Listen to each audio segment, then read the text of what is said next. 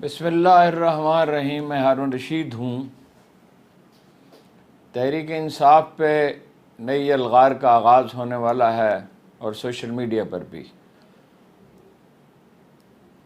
کہا جاتا ہے کہ عمران خان نے اپنی جوابی حکمت عملی تیار کر لی ہے، لیکن یہ ایسا معاملہ ہے جو برسوں جاری رہے گا۔ نیب کے قوانین میں ترامیم کی گئی ہیں اور اب نیب کو اختیار دیا گیا ہے چیئرمین کو کہ وہ 14 دن کی بجائے زیادہ دن کے لیے ریمانڈ لے سکتے ہیں۔ ظاہر ہے کہ یہ ریمانڈ کس لیے لیا گیا ہے، یہ فیصلہ کس لیے، ترمیم کس لیے کی گئی ہے، لیکن یہ ہمارا آج کا موضوع نہیں ہے۔ ہمارا آج کا موضوع قرآن پاک کی توہین کا واقعہ ہے۔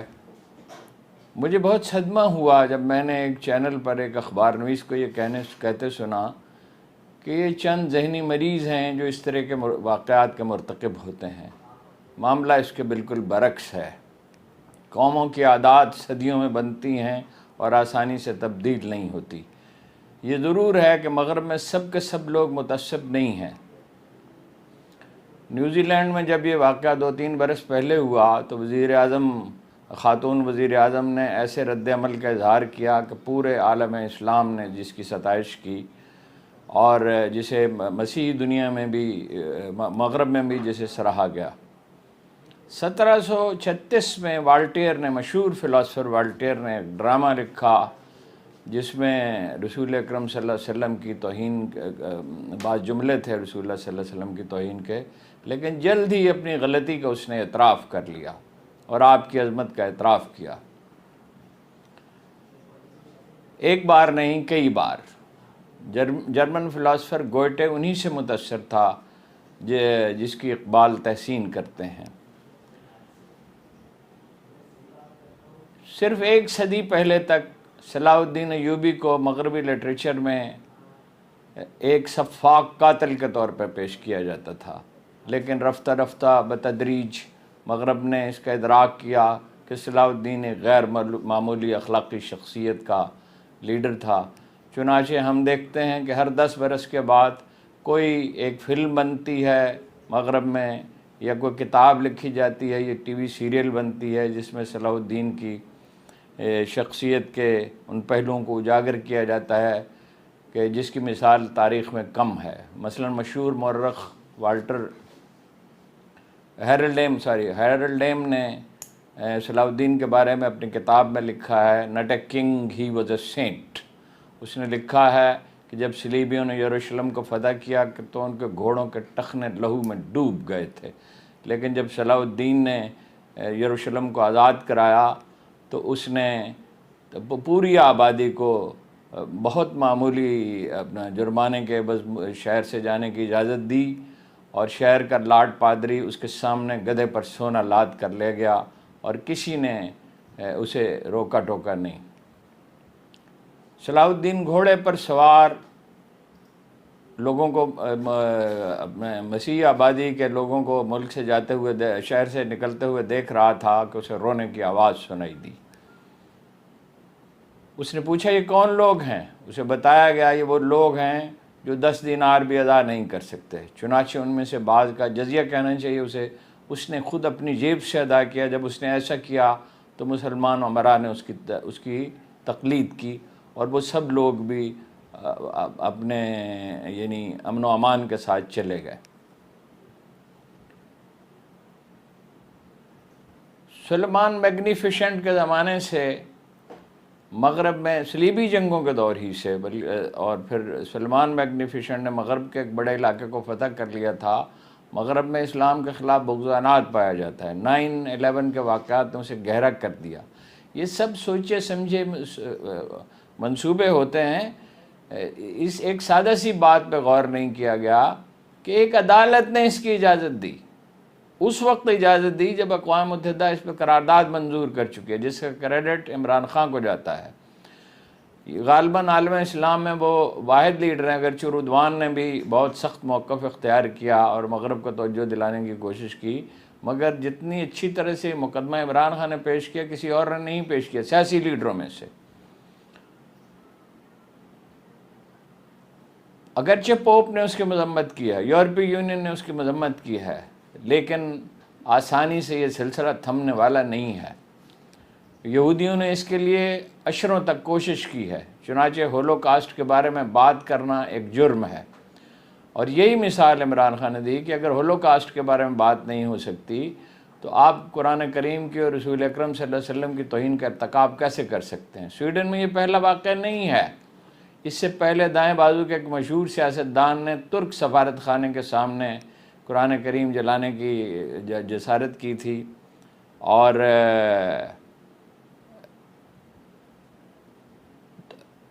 اس کو ملحوظ رکھیے کہ یہ جو تازہ واقعہ ہوا ہے یہ عید الاضحیٰ کے دن ہوا ہے۔ عید الاضحیٰ کے دن ہی کیوں ہوا؟ صدام حسین کو بھی عید الاضحیٰ کے دن پھانسی دی گئی تھی، اور ساری دنیا میں یعنی یہ منظر بڑے چینلز پہ دکھایا گیا تھا۔ یہ ذہنی اذیت دینے کا فیصلہ ہے، اور جو لوگ بغض و عناد کا شکار ہوتے ہیں وہ اسی طرح سوچتے ہیں۔ پاکستان کے ایک نیم قبائلی ضلع میں رمضان المبارک میں قتل کے واقعات بڑھ جاتے ہیں، اس کے پیچھے یہی جذبہ ہوتا ہے کہ اپنے حریف سے عید کی مسرت چھین لی جائے۔ OIC کی ایک میٹنگ میں سیکرٹری جنرل حسین ابراہیم نے کہا تھا کہ جب تک عالم اسلام ایک تحریک کی طرح سے برپا نہیں کرے گا اس وقت تک یہ مقصد حاصل نہیں ہو سکتا۔ عالم اسلام میں جو رد عمل آیا ہے بالعموم وہ کمزور رد عمل ہے۔ اردوان نے اگرچہ سختی سے مذمت کی ہے، اور ترکیہ نے سویڈن کے وزیر خارجہ کو دورے کی دعوت منسوخ کر دی ہے۔ مراکش اور اردن نے اپنے سفیر واپس بلا لیے ہیں، لیکن باقی عالم اسلام تاریخ کے چوراہے پر سویا پڑا ہے۔ پچھلی صدی تک صلاح الدین کو ایک قاتل کے طور پر، جیسے میں نے عرض کیا، پیش کیا جاتا رہا ہے، لیکن جب کوئی علمی تحریک اٹھتی ہے اور دنیا کو اس سے اپنا یعنی اس کا احساس اور شعور پیدا ہو جاتا ہے تو صورتحال بدل جاتی ہے۔ یہ ذمہ داری صرف حکومتوں کی نہیں ہے کہ وہ اس پہ آواز اٹھائیں، اگرچہ حکومتوں کی ذمہ داری ظاہر ہے زیادہ ہوتی ہے، یہ OIC کی ذمہ داری ہے، اسے اس پہ باقاعدہ ایک اجلاس بلانا چاہیے، اور پاکستان کو اس کی تحریک کرنی چاہیے۔ میرا خیال ہے کہ ملائیشیا اور ترکی فوراً ہی، اور اردن اور ظاہر مراکش بھی اس میں فوراً ہی شریک ہو جائیں گے۔ اس معاملے کو اتنے سادہ طریقے سے نہیں دیکھنا چاہیے۔ یہ امام مالک نے کہا تھا مسلمانوں کو رسول اللہ صلی اللہ علیہ وسلم کی حرمت کا تحفظ کرنا چاہیے۔ ان سے پوچھا گیا کہ اگر وہ ایسا نہ کر سکے تو انہوں نے فرمایا پھر امت کو مر جانا چاہیے۔ قرآن کریم کی توہین اور جناب رسالت مآب کی توہین ایسی چیز نہیں ہے جسے ٹھنڈے پیٹوں برداشت کر لیا جائے، یہ ہماری بے بسی کی مظہر بھی ہے اور غلامی کی نفسیات کی بھی۔ پاکستان میں افسوس کہ اس پہ ظاہر ہونے والا رد عمل بہت کمزور ہے، لوگ اسے بھولنا چاہتے ہیں۔ یہ اسکیپزم کا ایٹیچیوڈ ہے، فرار کا راستہ ہے۔ طاقت ایک نفسیاتی چیز ہے، اگر لوگ اٹھ کر کھڑے نہیں ہوں گے اور مغرب کو یہ نہیں بتائیں گے کہ آخری پیغمبر کے لیے مسلمانوں کے دلوں میں کتنا درد اور کیسی محبت ہے، تو یہ سلسلہ آئندہ بھی جاری رہے گا، اور یہ اسی اسلامک فوبیا کا ایک حصہ ہے جس کے خلاف اقوام متحدہ نے قرارداد منظور کی تھی۔ لیکن افسوس کہ مسلمان اپنی داخلی کشمکش میں الجھے ہوئے ہیں، جیسے پاکستان میں سیاسی جماعتیں ایک دوسرے کا گلا کاٹنے کے لیے تیار ہیں، مگر اس پہ کسی سیاسی لیڈر نے سوائے عمران خان کے کوئی بھرپور رد عمل نہیں دیا ہے، اور صرف اشکشوئی کی کوشش کی ہے۔ یہودیوں کے پاس کوئی اقتدار تو نہیں تھا اس وقت جب انہوں نے ہولوکاسٹ کے خلاف تحریک شروع کی، لیکن اس کی انجمنیں بروئے کار آئیں، ان کے دانشور بروئے کار آئے، عشروں تک انہوں نے اس کے لیے طویل جد و جہد کی، اور جس کا نتیجہ یہ نکلا کہ اب مغرب میں آپ ہولوکاسٹ کے خلاف بات نہیں کر سکتے۔ یہی طرز عمل ہمیں اختیار کرنا ہوگا، اور اس کے لیے بڑی بھرپور جد و جہد کرنی ہوگی۔ معاملے کا تعلق طاقت سے ہے، اصول سے بھی ہے، معاملے کا تعلق طاقت سے ہے۔ جب آپ طاقتور ہوتے ہیں تو کوئی آپ کو زچ نہیں کر سکتا اور اذیت نہیں دے سکتا۔ اسپین میں ایک پوری تحریک اٹھی تھی جو عشروں تک جاری رہی توہین رسالت کی، لیکن اسپین میں اس وقت مسلم اقتدار مستحکم تھا، چنانچہ اور یہ چرچ کے امام پر کی گئی تھی، چنانچہ جو لوگ گرفتار کیے جاتے انہیں جیلوں میں رکھا جاتا، انہیں سمجھایا جاتا، اور اکثر لوگ اپنی غلطی کا ادراک کر لیتے تو انہیں معاف کر دیا جاتا، جو نہ کرتے انہیں بھی معمولی سزائیں دی جاتی، بہت سخت سزائیں نہیں دی جاتی تھی، اس لیے کہ اقتدار مسلمانوں کے پاس تھا۔ دنیا میں 3 بڑی سلطنتیں تھیں، ادھر سلیمان میگنیفیشنٹ تھا، اس کے بعد بھی یعنی آنے والی صدیوں میں بھی دنیا میں 3 بڑی سلطنتیں تھیں۔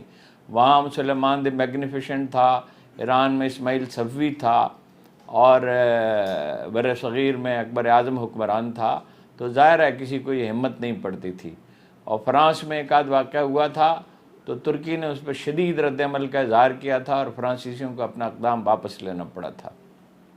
اس پر عالم اسلام میں ایک پوری تحریک اٹھانی پڑے گی، OIC کو بروئے کار آنا پڑے گا، اور OIC ایک مردہ گھوڑے کی طرح ہے، اس کو آسانی سے ایک نیم جان گھوڑے کی طرح ہے، اس پہ چابک برسائے جائیں گے اور تحریک اٹھائی جائے گی تو تبھی وہ بروئے کار آئے گی۔ اور یہ اس طرح 1-2 دن 2 دن 3 دن چیخنا چلانا اور اس کے بعد خاموش ہو جانا، اس سے مسئلہ حل نہیں ہوگا۔ میں ایک بار پھر کوئلو پائلو کا قول دہراتا ہوں کہ دنیا میں غلطی نام کی کوئی چیز نہیں ہوتی، سبق ہوتے ہیں۔ اگر کوئی شخص یا کوئی گروہ کسی واقعے سے سبق نہیں سیکھتا تو قدرت اسے دہراتی رہتی ہے۔ یہ قرآن کریم کی توہین کے واقعات پروردگار کی طرف سے ہمیں یاد دلاتے ہیں، جناب رسالت مآب اور قرآن کریم کی توہین کے واقعات پروردگار کی طرف سے ہمارے لیے ایک یاد دہانی ہے کہ اگر اسی طرح سوئے پڑے رہو گے تو اسی طرح تمہاری توہین کی جاتی رہے گی، تمہارے جلیل القدر پیغمبر کی توہین کی جائے گی، میری کتاب کی توہین کی جائے گی۔ ایک بار پھر میں دہراتا ہوں، ہم تاریخ کے چوراہے پر سوئی ہوئی قوم ہیں، سوئی ہوئی امت ہیں۔ اگر ہم بیدار نہیں ہوں گے تو ہمارے ساتھ یہی ہوتا رہے گا، اور اگر ہم بیدار ہو جائیں گے تو مغرب میں کوئی پے در پے واقعات تو کیا، کوئی ایک شخص بھی اس کی جسارت نہیں کر سکے گا۔